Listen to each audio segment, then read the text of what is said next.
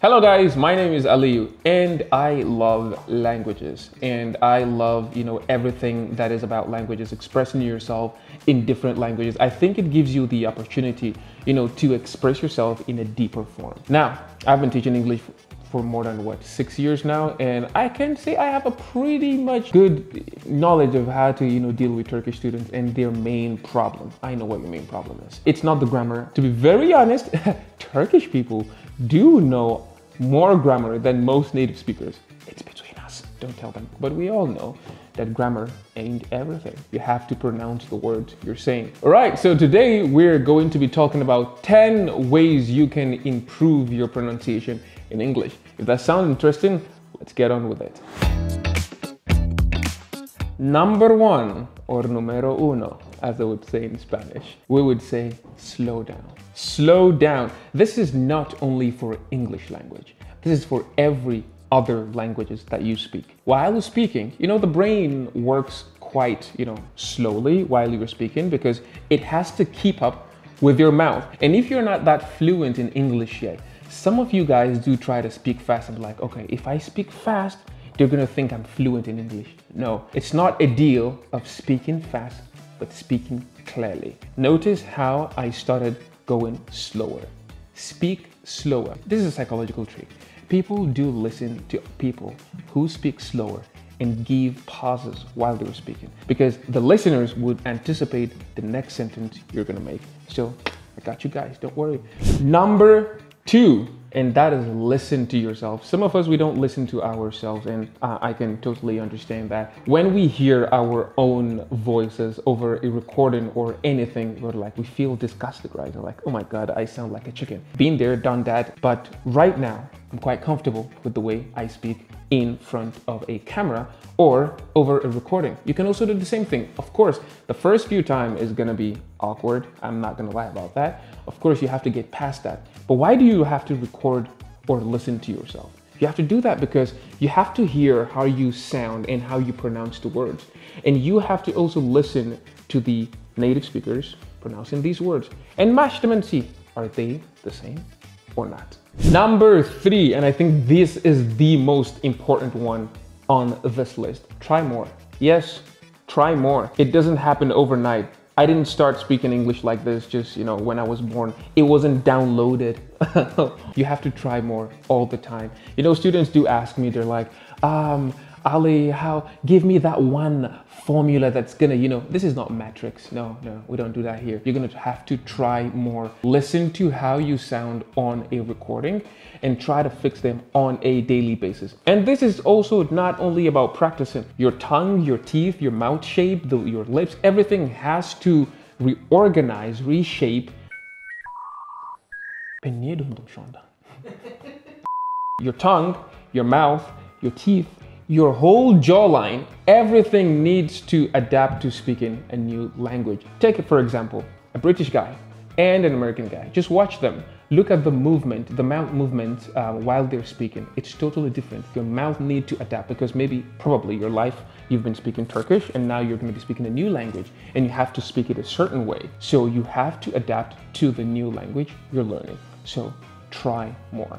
Number 4, that is look yourself in the mirror while you're speaking. Tell them you can do it. I know this is kind of like cheesy, but anyways, look at the person in the mirror, compare your words, your sentences with that of a native speaker. Always use a native speaker as a reference for your pronunciation. It's a very good activity you can do on your own. And nobody is there, which is a good thing. No one is there. It's just you in front of your reflection, in front of a mirror, and you're, speaking English in whatever way or form you're able to do.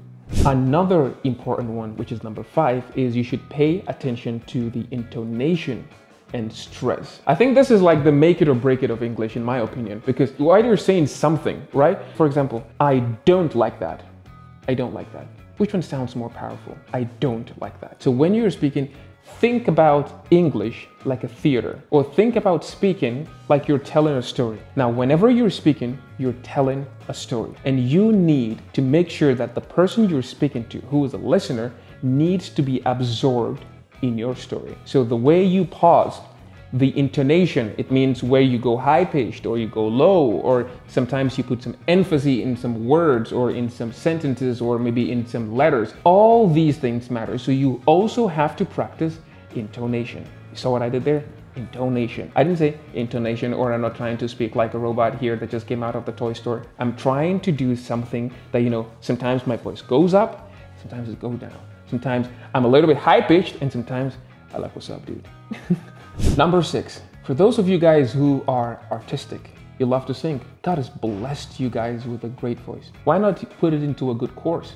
You can sing a song. If you have like a high pitch and you want to go full on Adele on the song, do it, try it. It's also a way for people to improve their English. Or you can try a tongue twister. Now, I'm not very good at tongue twisters. You might be, what is tongue twisters? I can give you an example. Betty bought some butter, but she says this butter is bitter. If I put it in my batter, it's gonna make my batter bitter. So she bought a better butter, better than the bitter butter. You're like, what the hell did he just say? Exactly. That is a tongue twister. It is basically meant to fix your tongue, put it right on track. In Arabic, we say sirat al-mustaqim. So it's right to put it right on track to help you to improve your pronunciation. Number 7, of course, you've done all these things. You have to practice it, right? Let me tell you guys something, okay? There is no shortcut to learning anything, any language. I remember when I was learning Turkish, okay? I gave myself a promise. Actually, I challenged myself and I said, I want to be the best Turkish speaking foreigner in Turkey. And how did I do this? I watch a lot of Turkish series, to be very honest. Not because their scenarios or maybe the script is the best. No, just, for my ear to get used to it. And for me to catch the words that I already know, but are being used in a different context. This is very important. You might know certain words, for example, like a book. But do you know that a book is not only a book, but you can also book a flight? It's not only a book. So you cannot really learn these sometimes from your grammar lessons. You can learn them also while you're watching something. So definitely watch something, or maybe try to, practice these things that you've learned in real life. For example, you can set a goal. This week, I will learn 2 words, 2 important words, not any word, okay? If, for example, if you're an architect, you don't need to go learn a word about, I don't know, psychology or something. No, you don't need that. You're an architect, go and learn everything that is concerning architecture. Number 8, copy the experts, or in other words, we say shadowing. I'm very sure most of you guys know what shadowing is. Basically, you just open a video, any video of a native speaker speaking English. For example, they say, I'm going to work today. I didn't say I'm going to work today. That's how it's been written, right? So you try to pronounce it exactly the way they did. So usually you would do that maybe like twice or thrice or maybe 5 times. And then you'd see that, oh, okay, you're beginning to get the hook of it. It means you would start understanding the logic behind it. So definitely copy the experts. Also, another trick I'm going to give you guys. When you see a word, okay, you see a word being used by a native speaker, don't try to, oh, is this past tense or simple tense? No. Take the whole word and try to use it in a different context that fits you. For example, I wouldn't suggest that. I wouldn't go there. I wouldn't do that. You just take I wouldn't and you just fill in the blank. Number 9, listen to podcasts. Podcasts, it's one of the most efficient ways to improve your listening. You hear someone speaking over a lengthy period of time about a topic in English. And the good thing about podcasts is you can pick whatever topic is suitable for you or something you're interested in. For example, we do have a podcast for me to talk. You can go to our YouTube channel and find it there. We have some of our speakers there to talk about Istanbul. Also, I do have a podcast. It's called Vibes with an MC Podcast. You can go listen to it.